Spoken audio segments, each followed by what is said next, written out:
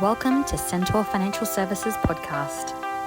The information provided on and made available through this video and podcast does not constitute as financial product advice. The information is of a general nature only and does not take into account your individual objectives, financial situation or needs. It should not be used, relied upon, or treated as a substitute for specific professional advice. We recommend that you obtain your own independent professional advice before making any decision in relation to your particular requirements or circumstances. Hello and welcome back to the latest episode of Centaur Financial's podcast. I'm Nick Georgopoulos. Today I'm joined, of course, as always, with Hugh Robertson. And today we're jumping into some more frequently asked questions. So there have been a few people that have written in since last episode, so we do appreciate it. Keep it coming, but we'll jump into it today. So Hugh, first one off the block. What is a comfortable retirement income in Australia? What's a comfortable retirement income in Australia? Yes. So this one is probably the most commonly asked question. I would say that we get. Whereas we've got to kind of imagine what retirement means to us. If we went off the Association of Super Funds of Australia's guide, the ASPAR retirement standard, comfortable retirement for a couple is around 70,482. And for a modest retirement is 45,508.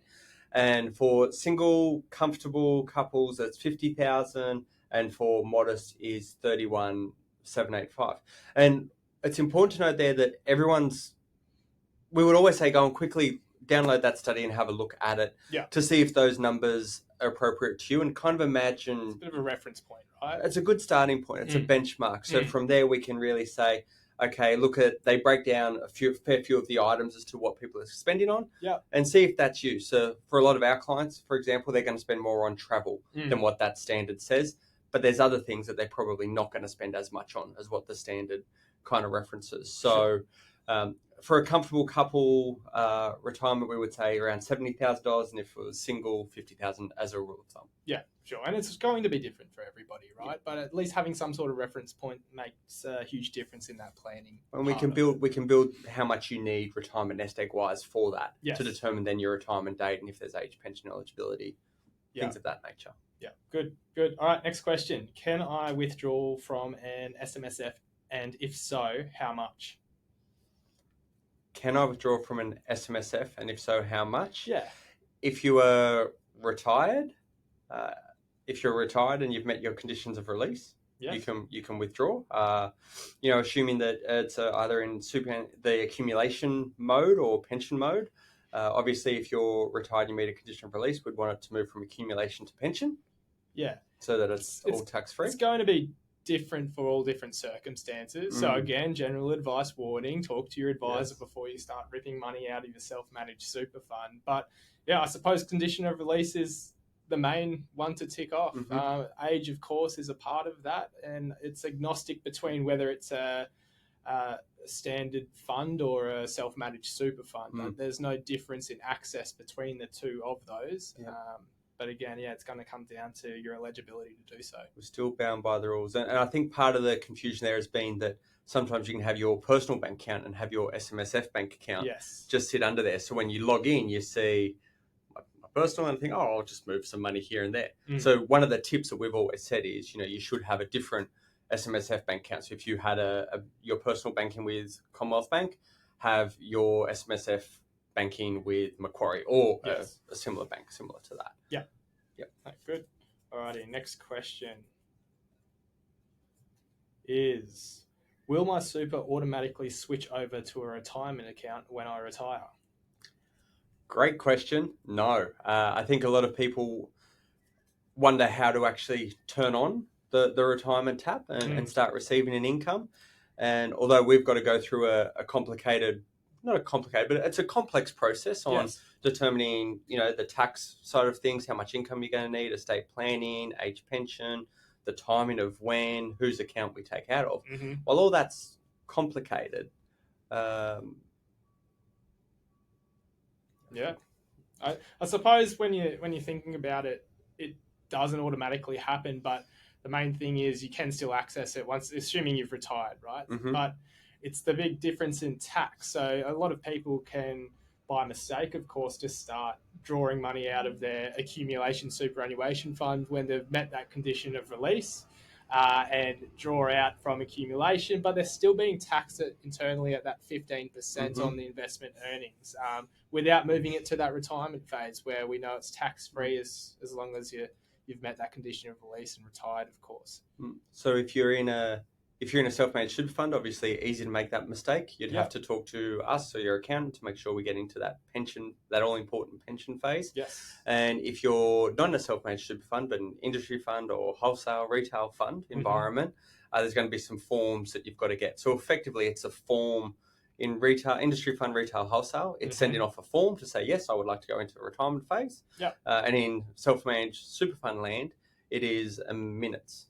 Really, to say that the trustees have put it in. It's a declaration of sorts. Yeah. Good. All right. Next question.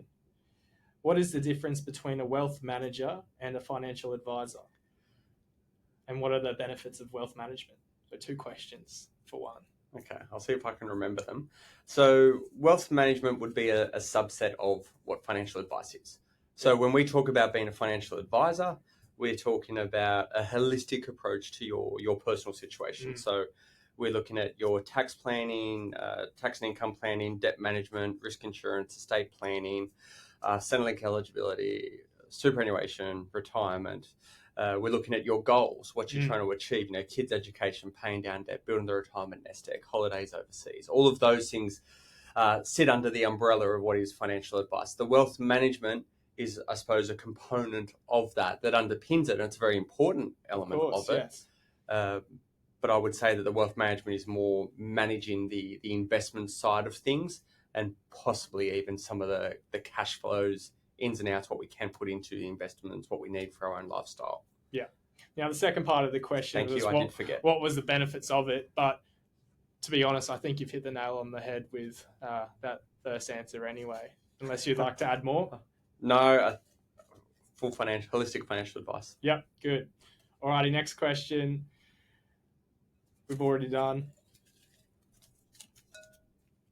Next question. Or was it just too hard, that one? Yeah. Okay. It's easy. Okay. What are the benefits of investing in a sustainable investment fund, and why should I look at a SI strategy? Really good question. So, especially the last few years, this has probably been one of the fastest growing thematics of investing is ESG, environmental, social governance funds, or socially responsible funds or investing. It's probably been in the news more recently for some greenwashing with some big fund managers kind of not being true to label in terms of investing for appropriate investments that meet that criteria of ESG or socially responsible. So inherently it's growth investing because we're trying to invest in things that are going to make the world a better place, whether it be for the environment, for governance, for social. So we've seen a lot of people want to, because we all want the world to be a better place for our children and our children's children. So that has been a bit of a premise, I think, as to start to open the conversation. We are seeing now a lot of literature come out supporting the positives of it, that you can still get a very similar share or investment return, even while you are doing good. Yes. So one of the fastest growing thematics, if we saw over the past 12 months, our sustainable growth fund was actually the best performing out of the 3 growth options. Yeah. So, but as a consequence, it was one of the lower performing ones the year prior, as a consequence of it being more growth oriented by nature. Good. Points to add into that one? No, I think you've covered it all there. And that's actually our last question as well. So thank you, everybody, for joining us again. We look forward to talking in your ears shortly. Please keep sending those questions through. Please. It's nice for us to have this challenge. Good. Thank you. Bye.